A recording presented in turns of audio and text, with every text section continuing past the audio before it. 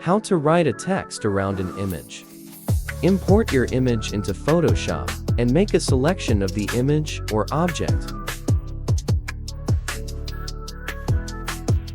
From the menu bar, click on Select and then Modify, then Expand.